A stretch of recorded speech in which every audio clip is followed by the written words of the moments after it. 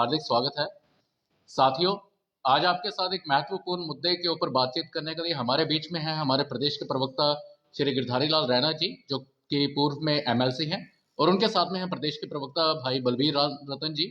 अभी मैं दरख्वास्त करूंगा गिरधारी लाल रैना जी से कि वो अपना मुद्दा आपके आगे रखें। धन्यवाद डॉक्टर प्रदीप जी, और आप सब लोगों को भी नमस्कार, धन्यवाद। सबसे पहले हम जो हमारे न्यूली इलेक्टेड जो हमारे डिस्ट्रिक्ट प्रेसिडेंट हुए हैं कल, उन सबको बधाई देना चाहता हूं। हमारे विश्वास है कि अब आने वाले दिन में जो भारतीय जनता पार्टी की नई टीम होगी वो भारतीय जनता पार्टी संगठन को नई ऊंचाइयों पर ले जाएगी और जो लोगों की अपेक्षा है उस पर खरी उतरेगी। आज का जो महत्वपूर्ण विषय है वो जो प्रेस में, क्योंकि ऑफिशियल तो हमारे पास कुछ ऐसा छपा नहीं है, लेकिन प्रेस में जो कैबिनेट मीटिंग को लेकर जो मंडे को कैबिनेट मीटिंग हुई सेक्रेटरीट में, उसको लेकर जो बातें आई हैं, तो उसमें से जो मोटे तौर पर एक अगर हम लाइन में देखें कि क्या उभर कर आता है, तो डिस्क्रिमिनेशन विद जम्मू। ये एक नेशनल कॉन्फ्रेंस की जो एक तरीके से डीएनए में रहा है, हमेशा जम्मू के साथ डिस्क्रिमिनेशन करना। अगर आप देखेंगे जिन जिन प्रपोजल्स को अप्रूव मिला है तो उसमें वो स्पष्ट दिखाई देता है कि कश्मीर फोकस रहा है। कश्मीर में भी सारा क्षेत्र फोकस नहीं रहता है, वही इलाका रहता है जहां नेशनल कॉन्फ्रेंस को लगता है कि लोग हमारे साथ है, जो उनके साथ नहीं है। जहां पर नेशनल कॉन्फ्रेंस को छोड़कर कोई और जीतता है, उसमें नेशनल कॉन्फ्रेंस पॉलिटिकल डिस्क्रिमिनेशन करती है, ये विजिबल है। हमारे पास जब हम देखते हैं तो एक दो चीजें जिसमें से कोई कॉस्ट की एस्टिमेशन उन्होंने नहीं की, उसको अगर देखें तो जो प्रोजेक्ट्स उन्होंने अप्रूव करके दिखाए हैं वो क्या है।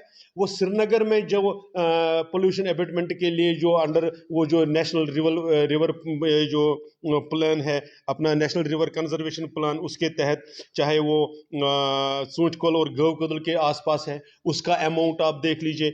अगर आप देखेंगे कि जो अच्छन में जो डंप साइट्स है उनका जो ये देखेंगे, इस प्रकार का जो उन्होंने अप्रूवल्स दिए हैं, आगे क्या होगा वो दूसरी बात है। पहले तो आपने एजेंडा में भी कितने प्रोजेक्ट्स जम्मू के रखे, ये हम ध्यान में लाना चाहते हैं और बताना चाहते हैं कि आपका जो ये डिस्क्रिमिनेटरी एटीट्यूड है ये गलत है। जम्मू के लोग इसको हमेशा से ही रिजेंट करते आए हुए हैं, आपको सीखना चाहिए था। हम तो ये कह रहे थे कि भारतीय जनता पार्टी ने किस तरह से irrespective of any distinction, colour, caste, creed, religion, किस प्रकार से भारतीय जनता पार्टी की पॉलिसी में, चाहे वो PMAY के तहत हो, चाहे वो सड़क योजनाओं के तहत हो, चाहे वो किसी भी, कोई रीजनल बायस नहीं दिखाया कभी। लेकिन आप जब सरकार में आते हैं, पता नहीं आपको क्यों ऐसा लगता है कि आप सिर्फ पार्टी के ही सरकार है, आप पार्टी के लोगों की सरकार है, या उन इलाकों की सरकार है जहां से आपकी पार्टी चुनकर आई है, बाकी इलाकों को आप रिप्रेजेंट नहीं करते हैं। इसको हम न केवल इसको सेंश्योर करते हैं, इसकी भर्त्सना करते हैं, आशा करते हैं कि आप इसको सुधार लेंगे, और अगर नहीं तो भारतीय जनता पार्टी के नेतृत्व में जम्मू क्षेत्र के लोग फिर एक बार जो रास्ता हम सदियों वर्षों से, डिकेड से करते आए हैं, रजिस्ट करेंगे, इसके खिलाफ अपना एक विरोध जताएंगे। अगर आप देखेंगे कि ये सिर्फ जो प्रोजेक्ट्स क्लियर हुए हैं सिर्फ, या उनको जो उन्होंने अप्रूवल दिया है सिर्फ उन्हीं को लेकर नहीं है। आप देखेंगे कि चीफ मिनिस्टर साहब जब विजिट करते हैं, ऑनगोइंग प्रोजेक्ट्स की इंस्पेक्शन को देखकर देखेंगे, आप देख लीजिए कि उसमें भी उनका प्रेफरेंस क्या रहता है। इसी प्रकार से अगर हम एक तरीके से देखें तो जो बदल जाने में देरी हुई है, कहीं ना कहीं लोगों में ये भी एक इंप्रेशन है कि ये डिले ही इसीलिए हुआ क्योंकि ये जम्मू रीजन में इस तरह से एक दर्दनाक घटना हुई थी, इसलिए दिसंबर में जो शुरू हुई आज तक वो ले। लेकिन फिर भी एक बात तो हम चलो अप्रिशिएट ही करेंगे कि उन्होंने मान लिया कि हाँ उनसे देरी हो गई। कल जब वो गांव पहुंचे और उन्होंने कहा कि हमने डिले कर दिया आने में, वो कारण कोई भी रहा हो लेकिन आपने डिले किया, और आपकी एडमिनिस्ट्रेशन ने भी वो प्रॉपर रिस्पॉन्स नहीं दिया। इसी प्रकार से अगर आप देखेंगे कश्मीर वैली में भी वो एरियाज, अगर मैं एक छोटा सा उदाहरण दूं, GMC हंदवारा है, गवर्नमेंट मेडिकल कॉलेज, वहां पर जमीन सरकार ने अप्रूव की, सरकार ने उसको ले लिया, वहां पर एक खर्चा किया, कोई ना कोई बहाना बनाकर उसको शिफ्ट करने की बात वो कर रहे हैं। कारण लोग जो वहां के मानते हैं वो ये मानते हैं क्योंकि उस एरिया की तीनों सीटें नेशनल कॉन्फ्रेंस ने चूंकि लूज की, इसलिए वो इसको राजनीतिक उसमें रंग से देखते हैं।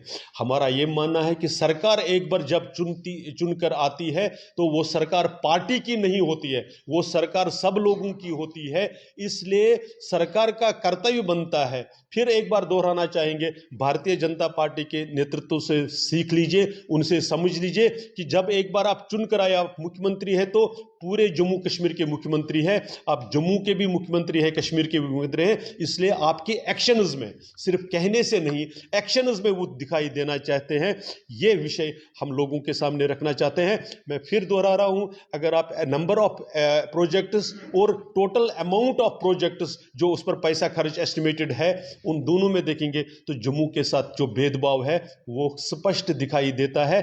ऐसे और कितनी ही बातें हैं जो हम समय समय पर लोगों के सामने रखेंगे और उसका डटकर विरोध करेंगे। ये एक छोटी सी बात आप सबके सामने रखें। रैना साहब, मेरा एक सवाल रहेगा कि जिस तरह से आपने कहा है कि डिस्क्रिमिनेशन पिछली सरकारों ने भी किया, तो आपके टाइम की सरकारों ने भी किया। सबमिट जो होना था जम्मू में होना था, आपने श्रीनगर में किया। वोट आप जम्मू से लेते हैं तो सबमिट कश्मीर में करते हैं।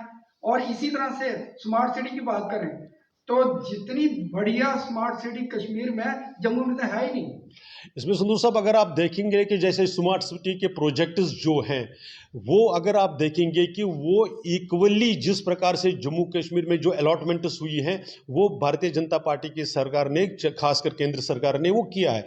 उसकी इम्प्लीमेंटेशन में क्यों डिले हो रहा है या क्या कारण हो रहा है या क्यों नहीं उस प्रकार से ऐसा हो रहा है, लेकिन भारतीय जनता पार्टी की सरकार के समय में डिस्क्रिमिनेशन बिल्कुल नहीं है, हम दावे के साथ कह रहे हैं। रही बात समिट की जो आपने बात करी, तो उसमें जो कश्मीर का जो टूरिज्म के सेक्टर जो उस वक्त मौसम के हिसाब से ये था, ऐसा नहीं कि उस वक्त भी नेशनल कॉन्फ्रेंस के लोगों ने विरोध किया था। उन्होंने जो, चाहे डॉक्टर फारूक अब्दुल्ला साहब हो, उन्होंने क्या किया था, उनका ट्वीट अभी तक है कि आप जम्मू के लोगों को बचाना चाहते हैं और कश्मीर के लोगों को इनकन्वीनियंस क्रिएट करना चाहते हैं। हमारे लिए जम्मू और कश्मीर एक यूनिट है, जम्मू कश्मीर अलग अलग नहीं है, हम एक यूनिट मानकर। इसलिए अगर आप देखेंगे, चाहे रोड इंफ्रास्ट्रक्चर की बात हो, हेल्थ इंफ्रास्ट्रक्चर की बात हो, एजुकेशनल इंफ्रास्ट्रक्चर की बात हो, इस एम्स बनता है तो जम्मू में भी बनता है, कश्मीर में भी बनता है। सेंट्रल यूनिवर्सिटी होती है तो यहां पर भी बनती है, वहां पर भी बनती है। सड़कों का जाल चारों तरफ फैलाया जाता है, लेकिन ये बाकी की सरकारें इस प्रकार से नहीं करती हैं। ये वाज़ेह तौर पर उनके कथनी और करनी में स्पष्ट दिखाई देता है। साहब, पर्यटक की बात करें, कश्मीर में पर्यटन का बहुत बढ़ावा दिया जाए, पर आपकी टाइम की सरकार ने बहुत दिया। जम्मू में बहुत सारे पर्यटक स्थल है, उनकी हालत आप देखेंगे, वे सन्नासर जाएगा, वहाँ रोड कनेक्टिविटी नहीं है। इसी तरह सुरईसर की बात करें, मानसर की बात करें, 7 लेक की बात करें, बहुत बड़ा तोहफा है भगवान का, इसके ऊपर कभी ध्यान ही नहीं दिया। 10 साल आपकी सरकार थी। इसीलिए हम कह रहे हैं कि हाँ, बिल्कुल आप सही कह रहे हैं कि जम्मू के साथ दशकों तक डिस्क्रिमिनेशन हुआ है, किसी भी टूरिस्ट स्पॉट को उस ढंग से प्रमोट नहीं किया। लेकिन पिछले 10 वर्षों में, खासकर 2019 के बाद अगर आप देखेंगे, चाहे आप गराना देखें, चाहे आप आरसपुरा का बॉर्डर देखें, चाहे आप भद्रवाह देखें, चाहे आप किश्तवाड़ देखें, चाहे आप टूरिज्म, और इसके लिए जो एफर्ट्स बाहर हुई है प्रमोशन के लिए, आप, मैं एक छोटा सा उदाहरण आपको दूंगा। आप दिल्ली मेट्रो में जाइए तो देखिए जम्मू रीजन के जो ये साइट्स है उसको कैसे मार्केट करने की कोशिश की है।